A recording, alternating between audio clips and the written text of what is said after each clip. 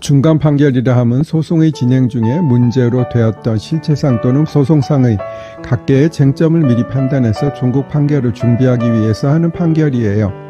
간단한 예를 들면 더 이해가 편하실 거예요. 교통사고는 논리적으로 두 단계의 판단을 거쳐요. 교통사고에 대해 차량 운전자가 책임이 있는지가 첫 번째이고, 만약 책임이 있다면 그 손해액이 얼마나 되는지가 두 번째 쟁점이지요. 교통사고는 보통 차량 운전자가 책임이 있으나 예외적으로 없는 경우도 가끔 있어요. 예컨대 자동차 전용 도로에서 밤중에 무단횡단하면 책임이 없을 수도 있거든요. 이 경우에 먼저 차량 운전자가 책임이 있는지 없는지를 중간 판결로 판단하고 그 후에 책임 액수를 정하는 것이에요. 다음에는 중간 판결의 절차 설명드릴게요. 중간 판결 설명드리고 있었어요. 중간 판결이라 함은 소송의 진행 중에 문제로 되었던 실체상 또는 소송상의 각계의 쟁점을 미리 판단해서 종국 판결을 준비하기 위해 하는 판결이에요.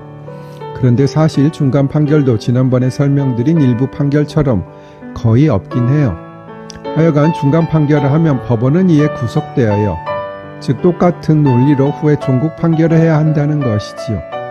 그런데 같은 사람이 하는 경우는 상관이 없겠지만 중간에 판사 인사 이동이 있어서 구성원이 달라진 경우에는 후위 판사는 전위 판사의 판단에 구속되는 것이지요. 그리고 중간 판결은 종국 판결이 아니므로 이에 대해서 독립해서 항소 또는 상고 이 두 개를 합해서 상소라고 해요. 할 수 없고 종국 판결에 대해서 해야 해요. 아나필락시스는 우리말로 하면 과민성 쇼크라고 표현될 것 같아요. 제가 지난번에 아나팔락시스라고 읽었는데 그게 사실은 인터넷 검색을 아나팔락시스로 해보니 많이 있어서 그렇게 읽은 거거든요. 그런데 우리 사무실에 똑똑이 김주임이 제 잘못을 찾아주셨어요. 제가 김주임의 별명을 매주임이라고 붙여드렸어요. 매의 눈으로 제 원고나 유튜브 동영상의 잘못을 찾아주거든요. 하여간 제가 이 많은 쇼츠를 직접 제작할 수는 없고 동영상을 직접 만드는 정주임, 잘못된 것이 없는지 확인을 해주는 김주임, 별명 매주임의 도움으로 만들고 있어요. 에고 딴소리. 아나필락시스는 특정 항원에 민감한 사람이 그 물질에 다시 접촉할 때 일어나는 매우 격렬하고 과도한 알러지 반응이에요. 아나필락시스 원인 설명드릴게요. 외부 항원이 침입하면 혈관 확장 물질인 히스타민이 분비되어 혈관이 확장되고 덕분에 더 많은 혈액, 혈구와 항체가 흘러들어와 외부 항원이 침입한 부분을 보호하려고 해요. 즉 혈액이 환부로 몰리면서 백혈구와 항체 등이 몰리고 이것이 알러지에 의해 오는 붓는 증상, 가려움 증상의 원인인 염증 반응이라고 해요. 다른 종류의 쇼크에 비해 아나필락시스의 위험한 증상이 질식이라고 해요.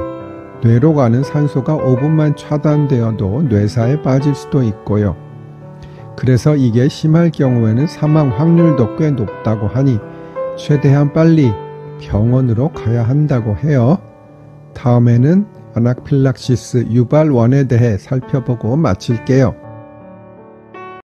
사람의 경우 벌과 같은 독충에 쏘였을 때 주로 발생하는데 어느 특정한 종류의 벌에 한번 쏘이면 체내에서 그 독에 대한 항체가 생성되고 그 벌에 다시 쏘였을 때 그 항체가 항원과 격렬하게 반응을 일으켜 오히려 생명에 치명적으로 작용한다고 해요. 맹독이 나타나는 여름철이나 초가을 야외 활동 중 말벌집을 건드려 사고를 당하는 사람이 많아요.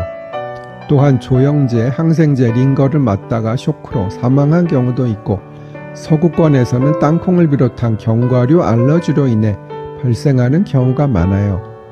땅콩 알러지가 있는 여자가 키스하다가 쇼크사한 사례도 있다고 해요. 그 외에도 밀, 우유, 계란 등이 항원으로 작용해서 계란 단백질이 포함된 일부 백신을 주사받지 못하는 환자도 있다고 해요. 하여간 조심해야 할 것들이 많군요.